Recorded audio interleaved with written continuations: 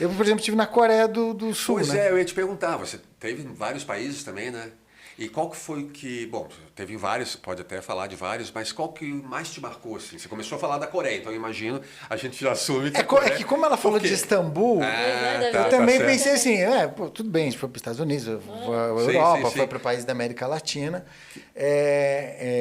E eu acho que a experiência... Fui para Da Cuba Coreia. também. Cuba, uau. Tem um outro lugar que você desmistifica um monte de coisa que as pessoas escutam aqui. Exato, exato. Mas exato. a experiência asiática, eu acho que ela Foi é a especial. que mais Por rompe. quê? Por quê, Leandro? Porque, primeiro que você aprende a enxergar, quando você cruza o mundo inteiro, Aham. você começa a olhar aonde nós estamos no mundo. Sim, sim. Então você primeiro entende que... Você se vê de outro ângulo. Primeiro você entende que você é um ocidental. Certo.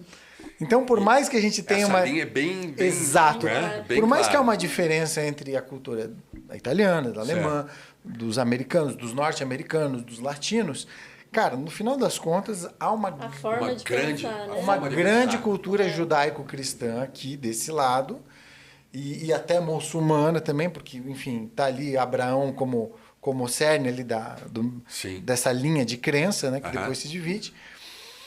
E quando você vai para o outro lado do mundo, tudo aquilo que é muito sólido aqui, simplesmente ninguém está nem se importando. Certo. Valores totalmente distintos. Exato. E eles não, o interessante é que eles não estão nem contra.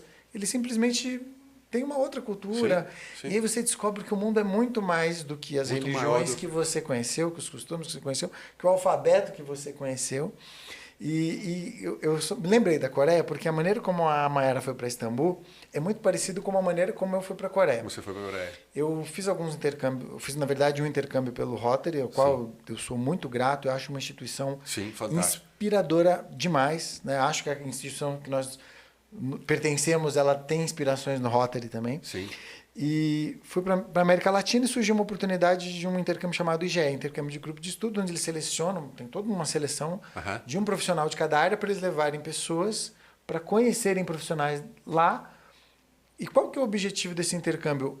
Paz entre os povos. Então, os caras enxergavam lá atrás que o entendimento maior entre os povos ajuda. Sim, né? sim. E aí eu fui com uma professora. Ajuda o mundo como um todo. Ajuda então o eles mundo acabam como- se deixando de lado os seus interesses pessoais. Exato. Isso é fantástico. E aí participei de um processo seletivo e falei, olha, só que você não vai nem para a Alemanha, nem para a Inglaterra, esses Certo. lugares que geralmente eram o normal. Você vai para a Coreia do Sul. Falei, Coreia do Sul? Bem, o que eu lembro de Coreia do Sul? Na nossa vulgaridade de conhecimento aqui, eu chamo de vulgaridade mesmo, mas, tem um pessoal que vende pastel, os coreanos. Arroz. Lá em São Paulo você tem muitas lojas dos coreanos ali na 25 de março, porque vieram para cá fazer negócio, comerciante. E eu sabia que a Coreia era referência em educação e tal. Certo. Quando você vai para lá, a gente via notícias no portal, das notícias brasileiras, que a Coreia do Norte, né, eles vivem infelizmente numa ditadura, Sim. e tava uma ameaça de míssil, Sim, e tava sim. uma tensão meio Foi ali. bem no meio daquilo. Exato. Eu falei, cara, mas nós vamos? Será que não? Sim. E aí o pessoal de lá falou, olha, vocês podem vir, que isso meio que faz Normal. parte A gente já vive com isso. do né? que acontece aqui, podem vir. Mas a gente falou, a gente brincava, falou, gente, qualquer coisa a gente vai ser herói, vamos estar envolvido, né? Coisa... Na negociação. Falávamos de brincadeira, a gente sabia que não ia acontecer nada. Mas quando a gente chega lá, a gente entende que tem todo um aspecto político. Mas a Ásia, de maneira geral, assim, me impressionou. Primeiro a Coreia do Sul. Aham. Nossa. Quando eu chego lá e vejo a capacidade que eles tiveram de, enquanto a gente aqui na década de 70, 80 pagou a mão de obra baratinha e não desenvolveu educação, eles pegaram justamente nessas décadas, 70 e 80, e Desenvolveram um monte. aceleraram o processo educacional. Então você entra numa escola na Coreia do Sul, ela é como se fosse um colégio, vou citar nomes aqui, como se fosse um colégio do grupo marista ou dos franciscanos, só que é escola pública. Certo. Um colégio lá, um professor ganha $2.000. Aham. E aí você vê que hoje eles são um país que produz mais riqueza que o Brasil, sendo do tamanho do estado do Paraná Sim. com a população do estado de São Paulo. Então você consegue trazer a produtividade, uma das soluções que eu imagino que talvez possível seria para um futuro do país é o aumento da produtividade com o aumento da capacidade Sim, educacional da sim. população.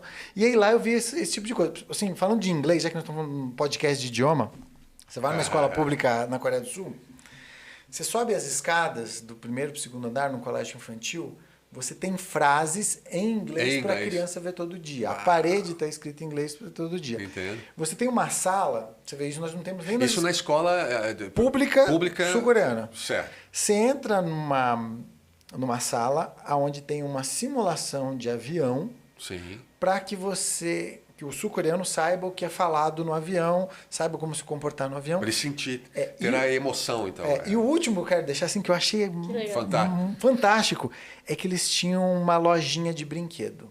Então eles estavam querendo ensinar uma criança a comercializar em inglês.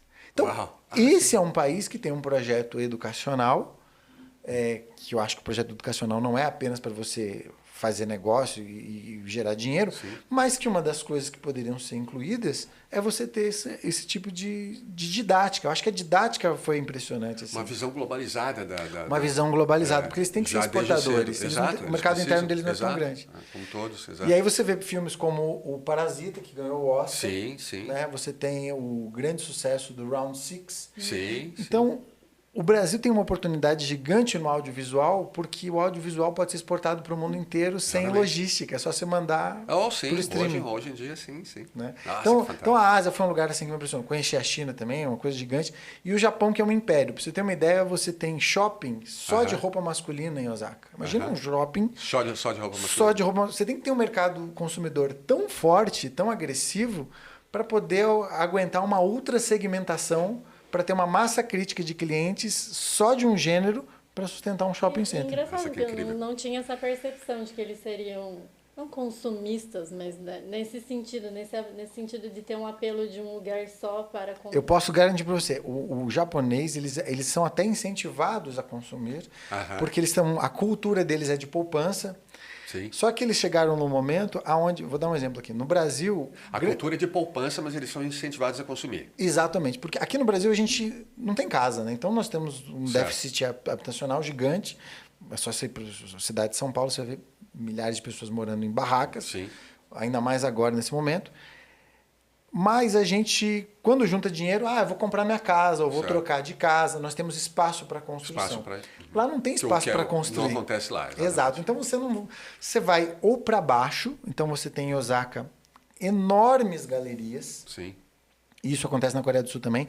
Eu conheci uma associação comercial de lojas subterrâneas na Coreia do Sul. Uau. Olha a que ponto. Para baixo, em vários níveis, né? Exato. Então você tinha lá 100 lojas na parte de baixo da terra, porque eles não têm a mesma abundância de terra que a gente tem. Certo. Então, como você não tem como investir no mercado imobiliário e essas pessoas têm renda, onde é que elas vão investir? Ou elas vão para o mercado financeiro, ou elas vão consumir. Certo. Então, por isso que você tem... Se você olhar as peles das mulheres japonesas, são verdadeiras porcelanas. Eles têm tecnologia para cuidar, todos muito bem vestidos. Então, eu estou apenas contando rapidamente isso, só porque assim, fica à vontade. É muito diferente do que a gente lembra da imigração japonesa, dos japoneses que estão aqui. Na verdade, são complementares. E né? dos estereótipos que a gente cria. Exato, né? dos estereótipos que a gente cria. Lá é um império de logística. Certo. Você compra café brasileiro com muita facilidade lá. Sim. Enfim, a Ásia realmente me impressionou e eu tive a oportunidade também de ficar num templo budista durante Ai, que legal. 2 dias. Nossa. E foi muito louco, porque eu fiquei doente lá, fiquei gripado. E aí não tinha remédio e tal. Você ficou com um budista ou ficou num templo budista? Era um templo onde tinham lugares dormitórios. E nós tínhamos que ficar com uma roupinha. Com uma espécie de um hobby, assim. Uma coisa meio de aprendiz, assim, né? Tal. E como a gente viajava muito para os lugares, então a imunidade estava baixa, eu fiquei bastante gripado. E aí você tinha que, por exemplo, às vezes tentar fazer a meditação. Eu não tinha capacidade nenhuma. Parecia aqueles filmes americanos que o americano está todo perdido naquela paciência oriental. E chegando à noite, eles falaram, olha, amanhã de manhã cedo haverá um ritual que a gente faz... Para você ter uma ideia, você se ajoelha, né? Eu não sei a expressão exata, 108 vezes enquanto eles estão fazendo o mantra. 108? Isso é 4h30 da manhã. 108. Eu nunca me esqueci desse número. Eu entendi sempre 8. Não, eram 108. Normal. Com um mantra, assim. Aí eu fiquei dentro, puxa, eu acho que eu não vou conseguir. Aí eles me deram um chá bem história de novela, assim, com, sei lá, uns cogumelos, umas coisas, uma framboesa. Eu tomei aquilo e fiquei deitado, assim.